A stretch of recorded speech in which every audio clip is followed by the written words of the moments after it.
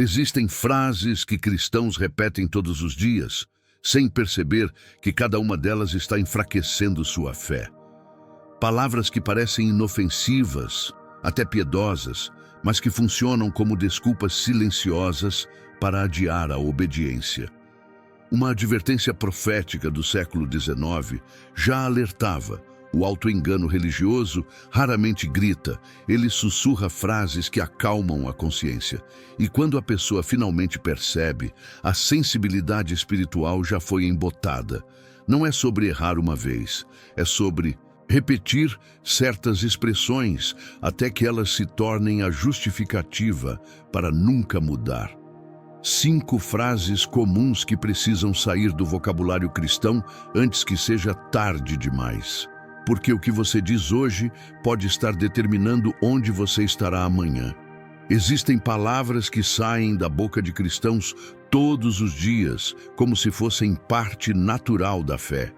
Frases que soam piedosas, até humildes, mas que, sem que ninguém perceba, estão construindo uma fortaleza invisível entre a pessoa e a mudança real que Deus espera dela. E o mais perigoso é que essas palavras não parecem erradas. Elas soam equilibradas, maduras, cheias de graça. Até que um dia você olha para trás e percebe que elas se tornaram a desculpa perfeita para nunca obedecer de verdade. Ellen White, escritora cristã do século XIX, cujos escritos influenciaram profundamente o protestantismo adventista, fez uma advertência que atravessa gerações. O auto-engano espiritual raramente chega com barulho. Ele chega com frases repetidas, com expressões que acalmam a consciência, com palavras que substituem a transformação por uma sensação de paz falsa. Ela alertou que muitos cristãos sinceros perdem a sensibilidade espiritual, não porque rejeitam a verdade de uma vez, mas porque a adiam com frases que parecem sábias. Antes de continuar, se esta mensagem está tocando algo dentro de você, deixe seu like agora. Isso ajuda outras pessoas a encontrarem este alerta. E se inscreva no canal, porque o conteúdo aqui não é sobre entretenimento religioso, é sobre despertar enquanto ainda há tempo. E se você já percebeu que tem repetido alguma dessas frases, deixe nos comentários qual delas. Sua honestidade pode libertar alguém que está preso na mesma armadilha. Este vídeo não é sobre julgar ninguém. É sobre olhar com honestidade para o que estamos dizendo e perguntar: será que essas palavras estão me aproximando de Deus ou apenas me fazendo sentir em paz enquanto permaneço no mesmo lugar?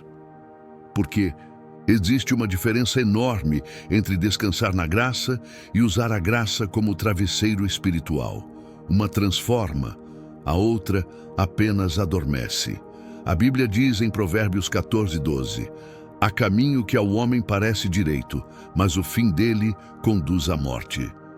Esse versículo não fala de pessoas más, fala de pessoas sinceras que acreditam estar bem, mas que estão seguindo uma direção perigosa sem perceber. E muitas vezes essa direção começa com o que dizemos repetidamente. Então prepare seu coração, porque os próximos minutos podem mudar a maneira como você enxerga sua própria fé. E talvez, ao final, você descubra que a mudança que você tanto pediu a Deus estava esperando apenas uma coisa: que você parasse de dizer certas frases e começasse a viver de forma diferente. Tema.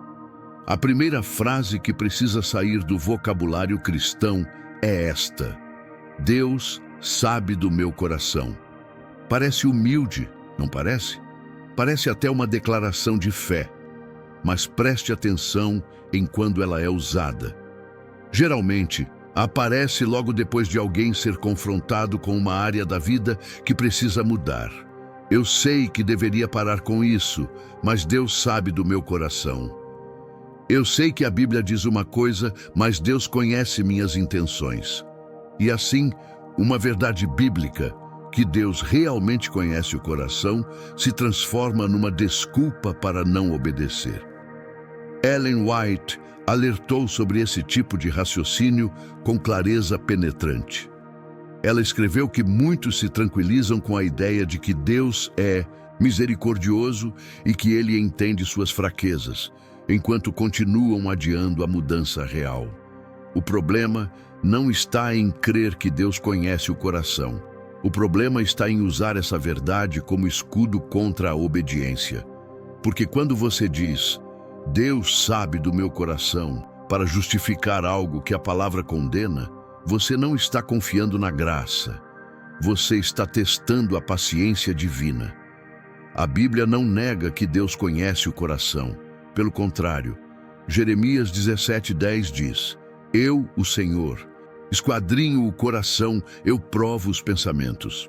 Mas esse mesmo livro, apenas alguns versículos antes, declara, enganoso é o coração, mais do que todas as coisas, e perverso, quem o conhecerá?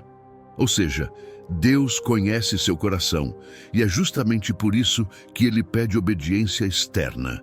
Porque Ele sabe que o coração engana. Ele sabe que você pode sentir uma coisa e estar completamente errado sobre o que sente. Quantas vezes você já usou essa frase para evitar uma conversa difícil? Para não pedir perdão? Para continuar assistindo, ouvindo, fazendo algo que você sabe que não deveria? Deus sabe do meu coração se tornou o salvo-conduto espiritual para viver em contradição permanente. E o pior, você realmente acredita que está em paz com Deus, mas paz que coexiste com desobediência consciente não é paz, é anestesia espiritual. Ellen White observou que o maior perigo não são os que caem abertamente, mas os que permanecem na igreja, participam dos cultos, falam a linguagem da fé, mas vivem numa obediência seletiva, disfarçada de graça. Eles dizem, Deus sabe que eu estou tentando, mas tentar sem nunca mudar não é fé, é procrastinação espiritual. E chega um momento em que Deus para de aceitar intenções e começa a cobrar frutos. Então pergunte a si mesmo agora, quando foi a última vez que você usou essa frase? E mais importante, o que você estava tentando justificar? Porque se Deus realmente sabe do seu coração, Ele também sabe quando você está usando o nome dele para fugir da verdade que Ele mesmo colocou diante de você. A segunda frase é ainda mais perigosa, porque soa madura, equilibrada e cheia de sabedoria. Ninguém é perfeito. É verdade. Ninguém é perfeito. Paulo disse isso, João disse isso, a Bíblia inteira reconhece a condição humana. Mas existe uma diferença brutal entre reconhecer que você é imperfeito e usar a imperfeição como licença para permanecer do jeito que está. Ninguém é perfeito deveria ser o começo de uma jornada de transformação. Mas para muitos, virou o ponto final de qualquer esforço real de mudança. Quando alguém aponta um erro na sua vida, em vez de considerar a correção, você responde, ninguém é perfeito. Quando a palavra confronta um hábito, um relacionamento, uma prática, você diz, ninguém é perfeito. E pronto. A conversa termina. A consciência se acalma. E você segue exatamente como estava. Mas veja bem, reconhecer imperfeição não é o mesmo que se conformar com ela. A Bíblia chama isso de santificação. Um processo longo, doloroso, progressivo, mas é um processo que exige movimento, não paralisia justificada. Ellen White foi direta ao abordar esse tipo de mentalidade. Ela advertiu que Satanás tem prazer em ver cristãos acomodados na mediocridade espiritual, convencidos de que Deus aceita qualquer coisa porque ninguém é perfeito mesmo. Ela escreveu que essa é uma das formas mais sutis de apostasia, não negar a fé, mas esvaziar a fé de qualquer poder transformador. Você continua indo à igreja, orando, lendo a Bíblia, mas nada muda de verdade. E você acha que está tudo bem, porque afinal ninguém é perfeito. Mas a Bíblia nunca usa a imperfeição humana como desculpa para a estagnação espiritual. Filipenses 3:12 diz, não que eu já tenha obtido tudo isso ou tenha sido aperfeiçoado, mas prossigo para alcançá-lo. Paulo reconhece que não chegou lá, mas ele prossegue. Ele avança, ele luta, ele não se senta na imperfeição e diz: bem, é isso mesmo, ninguém é perfeito. Ele usa a imperfeição como combustível para buscar mais de Deus, não como travesseiro para descansar na mediocridade. A verdade inconveniente é esta: ninguém é perfeito, nunca deveria ser dito por você sobre você mesmo. Deveria ser dito por você sobre os outros, para ter misericórdia. Mas quando você usa essa frase para si mesmo, geralmente é para evitar arrependimento, para não confrontar o pecado, para não mudar. E aos poucos, sua vida espiritual vira uma eterna justificativa. Você tem resposta para tudo, menos transformação. Então reflita com honestidade. Quantas vezes você já encerrou uma conversa com Deus dizendo: ninguém é perfeito? Quantas áreas da sua vida permanecem intocadas há anos, porque você acredita que imperfeição é destino, não ponto de partida? Porque se você realmente cresce na graça transformadora de Cristo, ninguém é perfeito, seria o grito de guerra para buscar mais santidade, não a desculpa. Para nunca sair do lugar. A terceira frase é talvez a mais religiosa de todas, e justamente por isso a mais perigosa. Só Deus pode me julgar. Soa espiritual, soa bíblico, e em certo sentido é verdade. Só Deus tem o direito de julgar o coração de forma final e eterna. Mas veja como essa frase é usada na prática. Quase sempre aparece quando alguém está sendo confrontado com a palavra, com um conselho, com uma advertência. E em vez de considerar o que está sendo dito, a pessoa levanta a mão e declara: só Deus pode me julgar. E com isso, toda correção é anulada, toda exortação é silenciada, todo alerta é ignorado. Ellen White alertou para o perigo do isolamento espiritual disfarçado de humildade. Ela observou que muitos cristãos rejeitam qualquer voz externa, seja de pastores, amigos, familiares ou da própria Escritura, alegando que respondem apenas a Deus. Mas o problema é que, na prática, eles também não respondem a Deus. Porque se você não aceita ser corrigido por ninguém, você também não aceita ser corrigido pela Bíblia. Você vira o único juiz da sua própria vida espiritual. E isso não é fé, é orgulho travestido de piedade. A Bíblia nunca ensinou que você deveria viver isolado da correção fraterna. Pelo contrário, Provérbios 27:6 diz: fiéis são as feridas feitas pelo amigo, mas os beijos do inimigo são enganosos. Hebreus 3:13 orienta: exortai-vos uns aos outros todos os dias. Tiago 5:16 manda: confessai as vossas culpas uns aos outros. Deus usa pessoas para falar com você. E quando você bloqueia toda a voz humana, alegando que só Deus pode julgá-lo, você está, na verdade, bloqueando a própria voz de Deus que vem através dessas pessoas. Pense bem, quando foi a última vez que você realmente aceitou uma correção?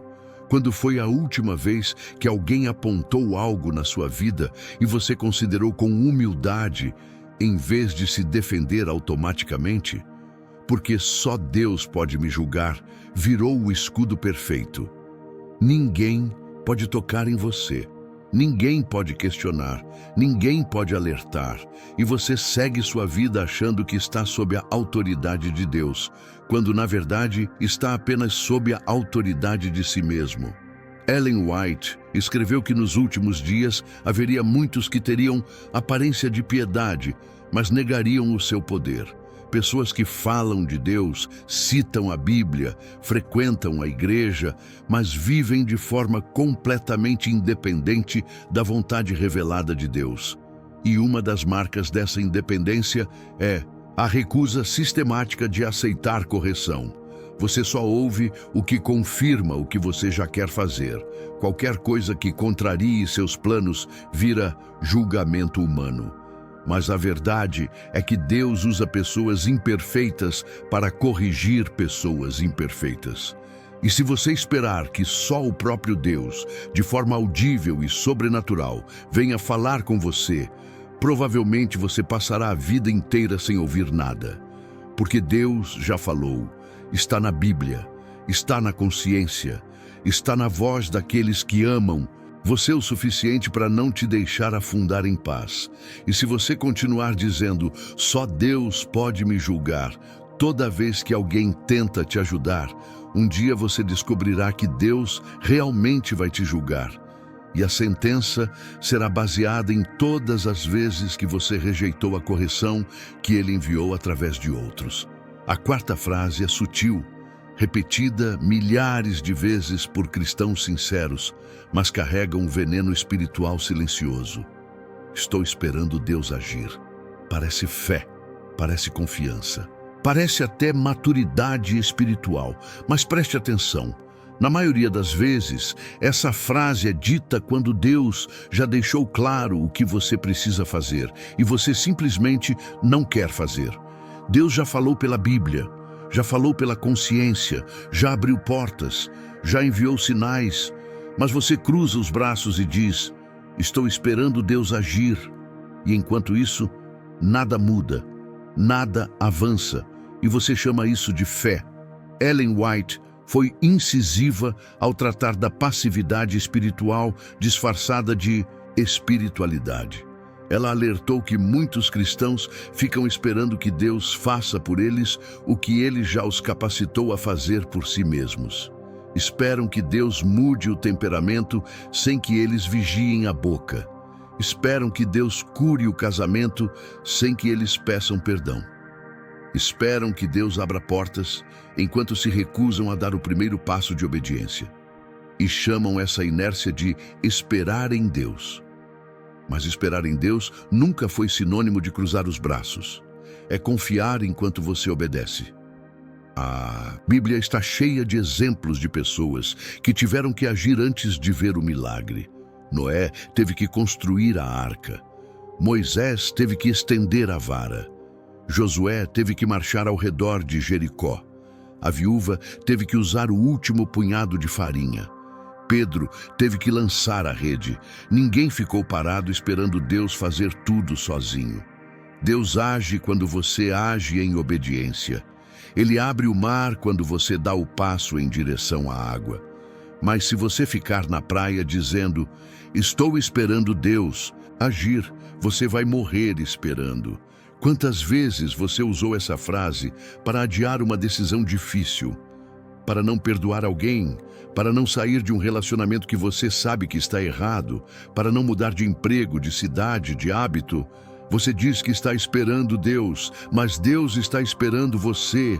Ele já deu a palavra, já deu o Espírito, já deu a consciência, já deu força, já deu discernimento. O que mais você está esperando? Uma voz audível? Uma mensagem escrita no céu? Deus já falou. A questão é, você está disposto a obedecer? Ellen White escreveu que nos últimos dias muitos perderão a salvação, não porque rejeitaram a verdade de forma aberta, mas porque adiaram a obediência indefinidamente, sempre esperando o momento certo, sempre esperando sentir mais convicção, sempre esperando as circunstâncias ficarem perfeitas, e enquanto esperam, o tempo passa, a sensibilidade diminui, a voz de Deus fica mais fraca, e um dia eles descobrem que esperaram tanto que perderam a capacidade de agir. Então seja honesto. O que você está realmente esperando? Porque se Deus já deixou claro o que você precisa fazer, esperar Deus agir é só outra forma de dizer, eu não quero obedecer ainda. E o problema é que ainda pode facilmente virar nunca, sem que você perceba quando a linha foi cruzada. A quinta frase é a mais perigosa de todas, porque não soa errada, não soa rebelde, soa até piedosa. Deus me ama do jeito que eu sou. E é verdade. Deus realmente te ama do jeito que você é. Romanos 5:8 deixa isso claro. Deus prova o seu amor para conosco em que Cristo morreu por nós, sendo nós ainda pecadores. Ele não esperou você melhorar para te amar. Ele te amou primeiro. Mas veja onde está a armadilha. Deus te ama do jeito que você é, mas Ele te ama demais para te deixar do jeito que você está. Amor verdadeiro transforma. Amor verdadeiro não tolera a autodestruição. Ellen White alertou que uma das mentiras mais eficazes do inimigo é fazer as pessoas confundirem o amor de Deus com a aprovação divina de qualquer estilo de vida. Ela escreveu que Satanás sussurra para cristãos sinceros. Você é filho de Deus. Ele te aceita como você é. Relaxe. Não precisa mudar tanto assim. E aos poucos, a pessoa para de lutar contra o pecado. Para de vigiar os pensamentos. Para de mortificar a carne. E justifica tudo com a frase: Deus me ama do jeito que eu sou. Mas esse amor, sem transformação, vira apenas sentimentalismo religioso. Jesus nunca disse para ninguém: permaneça do jeito que está. Ele disse à mulher adúltera: vai e não peques mais. Ele disse a Zaqueu que a salvação havia chegado à sua casa. E Zaqueu imediatamente devolveu tudo o que roubou. Ele disse ao jovem rico: vende tudo e me segue. E o jovem foi embora triste, porque amava mais suas posses do que a transformação. Jesus ama, mas seu amor exige resposta. Seu amor pede mudança. Seu amor não é passivo, é redentor, libertador, santificador. Pense em quantas áreas da sua vida permanecem intocadas porque você acredita que Deus te aceita assim. Talvez seja o jeito como você trata as pessoas. Talvez seja o conteúdo que você consome. Talvez seja o relacionamento que você mantém mesmo sabendo que está fora da vontade de Deus. Talvez seja o vício que você carrega há anos, sempre dizendo: Deus entende, Ele me ama do jeito que eu sou. Mas amor que não produz santidade não é o amor bíblico.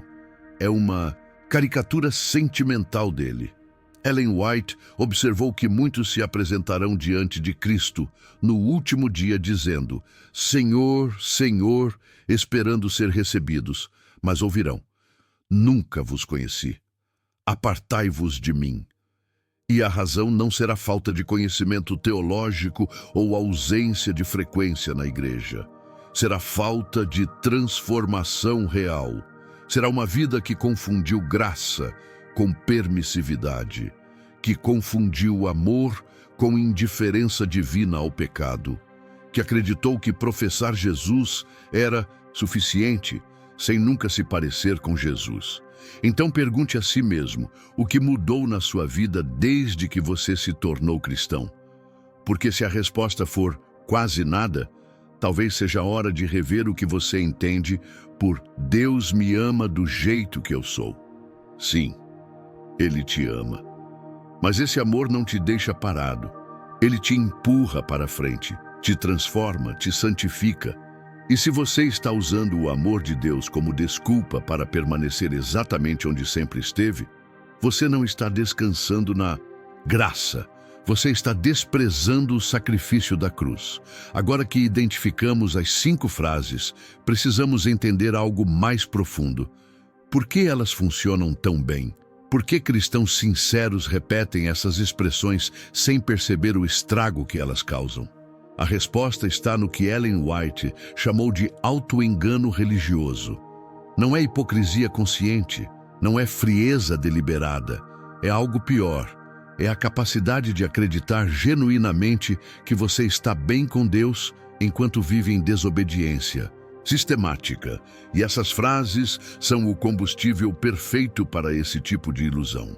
Ellen White escreveu que o coração humano tem uma capacidade assustadora de se enganar. Ela observou que muitos cristãos constroem uma versão conveniente da fé. Uma fé que exige pouco, que tolera tudo, que nunca incomoda. E essas 5 frases são as ferramentas dessa construção. Cada vez que você diz Deus sabe do meu coração, você está colocando mais um tijolo nessa parede entre você e a verdade. Cada vez que diz ninguém é perfeito, você está cimentando a mediocridade. Cada vez que diz, só Deus pode me julgar, você está trancando a porta para qualquer correção externa. A Bíblia alerta para isso de forma clara. Jeremias 17:9 diz, enganoso é o coração, mais do que todas as coisas. Você consegue enganar a si mesmo e acreditar piamente na mentira. Consegue viver em contradição e sentir paz. Consegue desobedecer e se sentir justificado. E o pior, quanto mais você repete essas frases, mais natural elas se tornam. Elas deixam de ser desculpas conscientes e viram simplesmente a forma como você pensa. Viram a sua teologia não oficial. É por isso que essas frases são tão perigosas.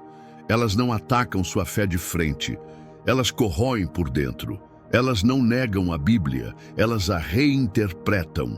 Elas não rejeitam Jesus, elas criam um Jesus mais confortável, que nunca exige nada difícil, que nunca confronta, que nunca diz não. E você sinceramente acredita que está seguindo a Cristo, mas está seguindo uma versão editada dele, moldada pelas suas próprias conveniências. Ellen White alertou que nos últimos dias essa seria a forma predominante de apostasia. Não um abandono escandaloso da fé, mas um esvaziamento gradual do poder transformador do Evangelho. Pessoas que cantam, oram, estudam, mas nunca mudam de verdade. Pessoas que têm a forma da piedade, mas negam o poder dela. E essas 5 frases são a linguagem oficial dessa religião vazia. Elas mantêm você dentro da igreja enquanto o impedem de experimentar a verdadeira conversão. Então reflita, quantas dessas frases já se tornaram automáticas na sua vida? Você nem pensa mais, elas simplesmente saem. E cada vez que saem, elas te afastam um pouco mais da transformação real que Deus quer operar em você. Porque o auto-engano nunca grita. Ele sussurra frases que parecem bíblicas, piedosas, equilibradas. E quando você percebe, já está completamente convencido de que está bem. Enquanto Deus olha e vê alguém que ainda precisa desesperadamente de arrependimento. Mas existe uma pergunta que precisa ser feita agora. Se essas frases são tão perigosas, o que você deveria dizer no lugar delas? Porque não basta identificar o problema, é preciso apontar o caminho. E a verdade é que o oposto dessas 5 frases não são outras frases. É uma postura de vida completamente diferente. É passar de uma fé baseada em justificativas para uma fé baseada em decisões práticas. É sair do modo defensivo e entrar no modo de transformação ativa. Em vez de dizer, Deus sabe do meu coração, comece a dizer a verdade em voz alta. Eu sei o que preciso mudar e vou mudar agora. Pare de usar o conhecimento de Deus sobre você como escudo e comece a usar como espelho. Deus conhece seu coração. E é justamente por isso que você não pode mais fingir que está tudo bem. Ele vê o que você esconde. Ele sabe o que você adia. E se ele realmente sabe do seu coração, então você precisa parar de falar sobre isso e começar a agir. Em vez de dizer, ninguém é perfeito, comece a dizer, eu não sou perfeito, mas estou buscando crescer. Reconheça a imperfeição, mas não faça dela o ponto final. Faça dela o ponto de partida. Paulo disse, prossigo para o alvo. Ele não disse, aceito que nunca vou chegar e desisto de tentar. Santificação é imperfeição em movimento. É tropeço seguido de levantamento. É queda seguida de arrependimento. Mas é movimento. Sempre movimento. Nunca paralisia justificada. Em vez de dizer, só Deus pode me julgar, comece a dizer, eu preciso de pessoas que me ajudem a enxergar o que eu não vejo sozinho. Abra-se para a correção. Busque conselhos. Ouça quem te ama o suficiente para te confrontar. Provérbios diz que, na multidão de conselheiros, há sabedoria. Deus usa pessoas. E se você bloquear toda a voz humana, você também bloqueará muitas vezes a voz de Deus que vem através delas. Humildade não é rejeitar toda crítica, é considerá-la com oração. Em vez de dizer, estou esperando Deus agir, comece a dizer, vou obedecer o que Deus já me mostrou e confiar que Ele fará o resto. Pare de esperar o céu se abrir. Dê o primeiro passo. Faça o que está ao seu alcance. Peça perdão. Mude o hábito. Saia do relacionamento errado. Procure ajuda. Leia a Bíblia. Ore com sinceridade. Deus não está esperando você estar perfeito para agir. Ele está esperando você ser obediente para abençoar. E em vez de dizer, Deus me ama do jeito que eu sou, comece a dizer, Deus me ama demais para me deixar do jeito que eu estou. Celebre o amor incondicional de Deus. Mas não use esse amor como desculpa para permanecer em pecado. Use-o como motivação para a santidade. Porque quem realmente entende o tamanho do sacrifício de Cristo não quer continuar fazendo o que custou a vida dele na cruz. Quem entende a graça busca santidade, não como obrigação, mas como gratidão. Agora vem a parte mais difícil. Reconhecer que talvez você tenha passado anos repetindo essas frases sem perceber o que estava fazendo. E isso dói.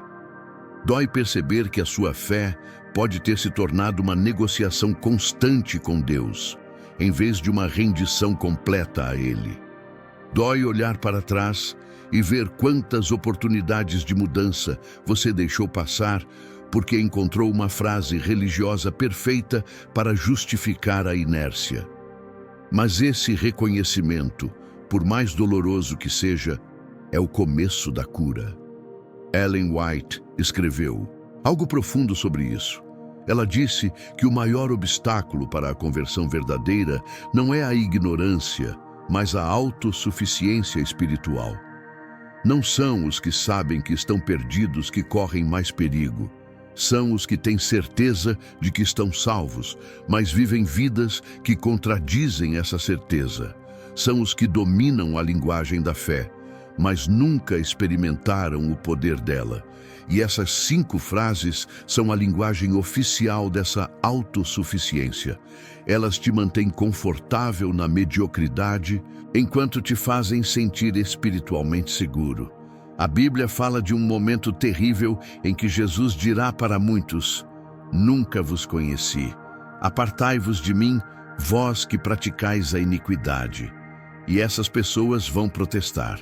Vão dizer, Senhor, nós profetizamos em teu nome, expulsamos demônios, fizemos milagres. Ou seja, eram pessoas religiosas, ativas, conhecidas. Mas Jesus dirá que nunca as conheceu. Por quê? Porque conhecimento teológico não é relacionamento. Atividade religiosa não é transformação. E palavras piedosas não substituem obediência prática. Talvez essa seja a sua luta hoje. Talvez você esteja percebendo, enquanto ouve esta mensagem, que passou anos falando sobre Deus sem realmente andar com Ele. Anos usando a linguagem da fé sem experimentar o poder dela. Anos dizendo as coisas certas enquanto fazia as coisas erradas. E agora você está diante de uma escolha. Você pode se defender, justificar, repetir mais uma vez alguma dessas 5 frases. Ou você pode parar, respirar fundo e dizer a verdade. Eu preciso mudar. Ellen White alertou que chega um momento na vida de cada cristão em que Deus para de aceitar desculpas e começa a exigir frutos. Um momento em que a paciência divina, que por tanto tempo tolerou a mediocridade, diz, agora basta. E o problema é que você não sabe quando esse momento chegará. Pode ser hoje, pode ser amanhã, pode ser daqui a 10 anos. Mas quando chegar, não haverá mais tempo para dizer, Deus sabe do meu coração. Não haverá mais espaço para ninguém é perfeito. Só haverá a pergunta, você obedeceu ou não? E a boa notícia é que ainda há tempo.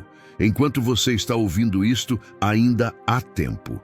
Enquanto o Espírito Santo está incomodando sua consciência, ainda há tempo. Enquanto você sente esse aperto no peito, essa convicção silenciosa de que algo precisa mudar, ainda há tempo. Mas o tempo não é infinito. E adiar mais uma vez pode ser a decisão que define o seu destino eterno. Então, o que fazer agora? Como sair dessa armadilha das frases piedosas que aprisionam? O primeiro passo é o mais simples e o mais difícil ao mesmo tempo. Reconheça em voz alta diante de Deus que você tem usado essas frases como escudo contra a obediência. Não faça isso de forma genérica. Seja específico. Diga qual frase você mais repete. Diga em que área da vida você a usa. Diga o que você está adiando, justificando, escondendo. Porque confissão vaga gera arrependimento vago. E arrependimento vago não muda nada. Ellen White ensinou que verdadeira confissão é específica, dolorosa e seguida de mudança prática. Não é dizer, sou pecador de forma geral. É dizer, menti para aquela pessoa, guardei rancor daquele familiar, assisti aquilo sabendo que era errado, negligenciei minha família, vivi fingindo estar bem quando estava espiritualmente morto. Confissão verdadeira expõe a ferida, e só ferida exposta pode ser curada. O segundo passo é substituir as frases por ações. Não basta parar de dizer, Deus sabe do meu coração. Você precisa agir de acordo com o que Deus mostrou para você. Não basta parar de dizer, ninguém é perfeito. Você precisa buscar crescimento real, com metas, com vigilância, com oração constante. Não basta parar de dizer, só Deus pode me julgar. Você precisa abrir sua vida para pessoas de confiança que possam te exortar. Palavras mudam quando ações mudam, e ações mudam quando o coração muda. O terceiro passo é vigiar sua boca. Preste atenção no que você diz quando é confrontado. Preste atenção nas desculpas automáticas que saem quando alguém aponta um erro. Preste atenção nas frases que você usa para acalmar a consciência depois de fazer algo errado. Porque essas frases são sintomas. Elas revelam onde seu coração realmente está. E se você continuar repetindo-as, você continuará preso no mesmo lugar. Não importa quantos sermões ouça ou quantas vezes frequente a igreja. Ellen White alertou que o engano espiritual é progressivo. Ninguém acorda um dia completamente endurecido. É um processo lento. Cada desculpa repetida deixa a consciência um pouco mais fraca. Cada justificativa aceita torna a próxima mais fácil. Até que um dia você perde completamente a sensibilidade espiritual e nem percebe. Você continua indo à igreja, cantando, orando, mas seu coração está petrificado. E você acha que está tudo bem porque ainda usa a linguagem da fé. Mas Deus olha e vê apenas religiosidade morta. Então comece agora. Não espere o culto acabar. Não espere a semana começar. Não espere as circunstâncias melhorarem. Comece agora. Escolha uma dessas 5 frases que você mais repete. Reconheça diante de Deus o que ela tem escondido.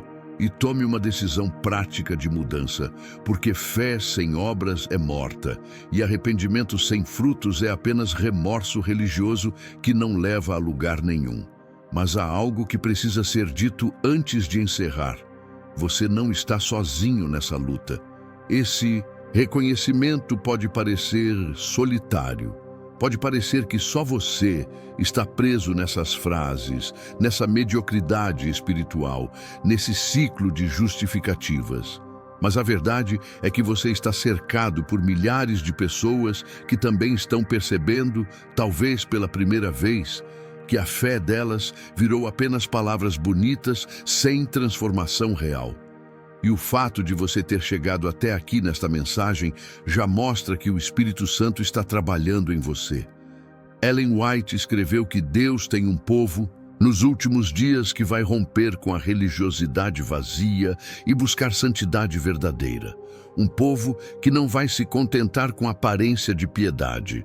Um povo que vai trocar frases por obediência, justificativas por arrependimento, conforto espiritual por transformação dolorosa, mas necessária. E talvez você seja parte desse povo. Talvez essa mensagem tenha chegado até você justamente porque Deus está te chamando para algo maior do que uma fé baseada em desculpas bem formuladas. A Bíblia diz que Deus está procurando adoradores em espírito e em verdade. Não pessoas que apenas falam sobre Deus, mas pessoas que vivem para Deus. Não pessoas que citam a Bíblia, mas pessoas que obedecem à Bíblia. Não pessoas que conhecem teologia, mas pessoas que conhecem a Cristo. E o caminho para esse tipo de fé não é complexo, não exige anos de estudo ou diplomas teológicos. Exige apenas uma coisa: honestidade brutal diante de Deus e disposição para mudar. Então olhe para a sua vida agora. Olhe com os olhos de Deus, não com os seus olhos, porque seus olhos vão te enganar. Não com os olhos da igreja, porque a igreja pode te aceitar sem que você esteja realmente bem. Mas com os olhos de Deus. Se ele olhasse para a sua vida hoje, o que ele veria? Veria alguém que fala muito sobre fé, mas vive pouco dela. Veria alguém que conhece todas as doutrinas corretas, mas vive em desobediência prática. Veria alguém que usa sua graça como licença para permanecer em pecado. Ellen White disse que o autoexame honesto é a primeira marca de um cristão verdadeiro. Não aquele autoexame superficial que você faz rapidamente antes da ceia, mas aquele autoexame doloroso, profundo, que te coloca de joelhos e te faz chorar por quem você tem sido. Aquele que te faz dizer: Senhor, eu pensei que estava bem, mas agora vejo que estava apenas me enganando. Eu pensei que bastava falar as coisas certas, mas agora vejo que preciso viver de forma diferente. E quando você chega nesse ponto, algo poderoso acontece. Deus não te condena, Deus não te rejeita. Pelo contrário, Ele te abraça, porque Ele estava esperando exatamente isso, que você parasse de se esconder atrás de frases piedosas e viesse até Ele com o coração aberto, quebrado, pronto para ser transformado. Esse é o tipo de adorador que Ele procura. E se você está sentindo isso agora, saiba que Deus está mais perto de você neste momento do que esteve em muito tempo. Então, chegamos ao fim desta mensagem, mas não ao fim da jornada, porque o que você faz agora, depois de ouvir tudo isso, é infinitamente mais importante do que tudo o que foi dito. Você pode fechar este vídeo e voltar para a vida de sempre. Pode adicionar esta mensagem à lista de coisas que te emocionaram, mas não te mudaram. Pode até concordar com tudo intelectualmente e continuar repetindo as mesmas 5 frases amanhã. Ou você pode fazer algo diferente, algo que vai doer, mas que vai te libertar. Ellen White terminou muitos de seus escritos com um apelo urgente. Ela não deixava as pessoas confortáveis com a verdade. Ela as confrontava com a responsabilidade de agir. E esse é o apelo agora. Pare de usar palavras como escudo. Pare de transformar a fé em uma coleção de desculpas bem elaboradas. Pare de dizer: Deus sabe do meu coração, quando você sabe que precisa mudar. Pare de dizer: ninguém é perfeito, quando você nem está tentando crescer. Pare de dizer: só Deus pode me julgar, quando você está fugindo de correção. Pare de dizer: estou esperando Deus agir, quando Deus está esperando você obedecer. Pare de dizer: Deus me ama do jeito que eu sou, quando Ele te ama demais para te deixar assim. A Bíblia diz que hoje, se ouvirdes a sua voz, não endureçais o vosso coração. Hoje, não amanhã, não na próxima crise, não quando você sentir mais vontade. Hoje, porque amanhã pode ser tarde demais. Amanhã a convicção pode ter passado. Amanhã a sensibilidade pode ter diminuído. Amanhã você pode ter encontrado mais uma frase piedosa para justificar a inércia. E assim, dia após dia, você adia a mudança que poderia te salvar. Então faça algo agora. Pare este vídeo por um momento. Fale com Deus, não com palavras decoradas, não com orações prontas. Fale com Ele de verdade. Diga o que você tem escondido. Diga qual dessas frases você mais repete. Diga em que área da sua vida você precisa parar de justificar e começar a obedecer. E peça a Ele força para mudar. Porque você não consegue sozinho, mas com Ele você consegue. E se você fizer isso com sinceridade, algo vai mudar hoje mesmo.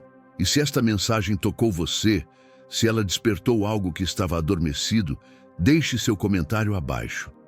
Diga qual dessas 5 frases você mais repetia.